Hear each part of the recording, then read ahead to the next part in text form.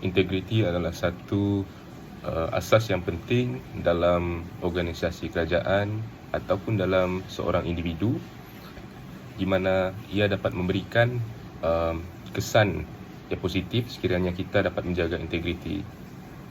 Cabaran yang dihadapi oleh organisasi ataupun badan kerajaan adalah integriti, kerana ia merupakan satu bentuk ancaman, seperti contoh gejala rasuah yang semakin berleluasa, dan ini adalah salah satu cabaran untuk integriti para penjawat awam ataupun swasta.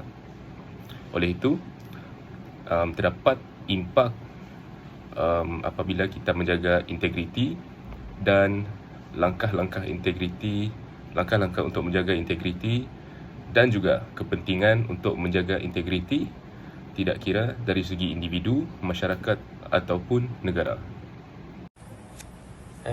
Selamat petang, dan hari ini saya akan bercakap tentang kepentingan integriti dalam masyarakat. Integriti adalah prinsip moral yang penting dalam kehidupan manusia. Integriti bermaksud kejujuran, ketulusan dan kepercayaan diri dalam melakukan sesuatu. Seseorang yang mempunyai integriti akan selalu berbuat yang baik, berbuat yang benar dan jujur dalam segala situasi. Kejujuran ini membantu seseorang membangun kepercayaan dengan kepercayaan orang lain. Tanggungjawab itu apa? Tanggungjawab ni adalah sifat yang membolehkan seseorang untuk bertanggungjawab atas tindakan dan perilaku seseorang itu terhadap seseorang yang lain. Selain itu, antara sifat integriti yang harus kita lakukan adalah kepercayaan. Kepercayaan ni adalah sifat yang membolehkan seseorang untuk mempercayai orang lain dan dipercayai oleh orang lain. Oleh itu, integriti membantu kita membangun hubungan baik dengan orang lain, serta kepentingan integriti juga sangat penting dalam kehidupan kita. Contohnya, integriti membantu kita membangun kepercayaan dengan orang lain dan meningkatkan kredibiliti kita dalam masyarakat. Oleh itu, kita semua harus mempraktikkan konsep integriti dalam kehidupan seharian kita agar konsep integriti dalam masyarakat kita terjamin dan kita akan hidup dalam aman dan damai. Terima kasih. Selamat petang. Hari ini saya akan bercakap mengenai langkah-langkah menjaga integriti manusia. Antaranya termasuklah kesedaran masyarakat. Ini dapat menggalakkan kempen kesedaran masyarakat mengenai pentingnya integriti etika dan nilai-nilai murni dalam kehidupan seharian. Selamat petang. Antara langkah-langkah menjaga integriti manusia ialah dengan penegakan undang-undang. Ia membolehkan identifikasi, pencegahan dan penindakan terhadap pelanggaran hak asasi manusia. Ini termasuk tindakan terhadap diskriminasi, penyiksaan, perdagangan manusia dan jenayah lain yang merosak integriti individu.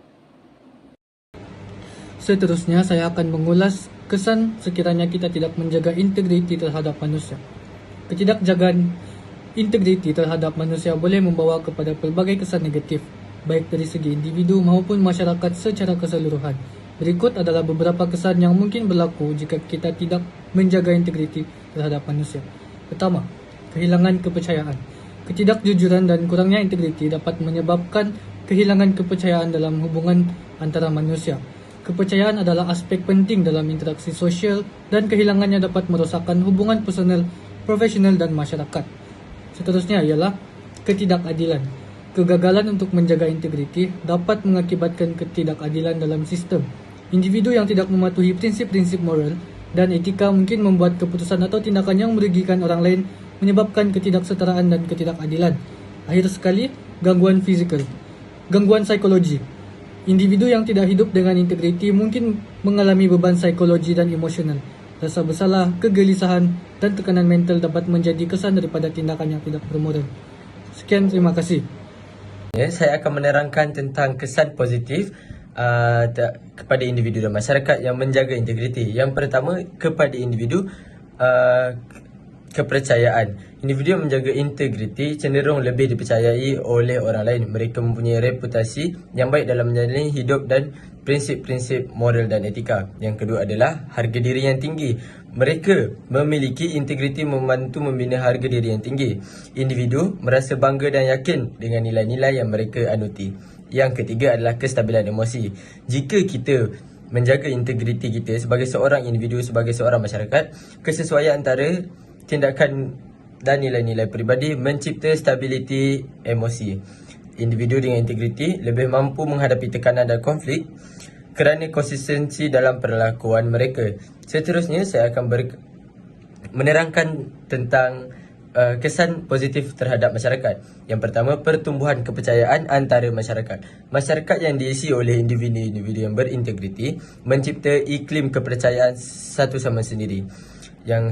Yang kedua, pengurangan rasuah. Apabila masyarakat memperoleh integriti yang tinggi, maka kepercayaan antara satu sama lain adalah tinggi juga, dan mereka tidak memerlukan rasuah untuk memenangi sebelah pihak ataupun sebelah pihak yang lain. Yang ketiga adalah moral. Peningkatan moral dan etika. Masyarakat yang mempromosikan integriti menyokong pembangunan moral masyarakat Malaysia. Ini membentuk integriti yang lebih bertanggungjawab dan prihatin terhadap kesejahteraan bersama antara masyarakat dan kaum. Terima kasih. Konklusinya, integriti dalam masyarakat kita harus dikekalkan untuk melihat berlaku keruduman nilai murni dalam kalangan individu yang memangku masa depan negara. Mengekalkan kualiti amanah dalam individu-individu seperti ahli politik amatlah penting untuk kestabilan negara yang memberi impak besar kepada kehidupan masyarakat. Langkah-langkah efektif seperti memperkuatkan undang-undang dan penerapan nilai amanah dalam pendidikan harus dititik beratkan bagi membentuk insan murni dalam kalangan masyarakat.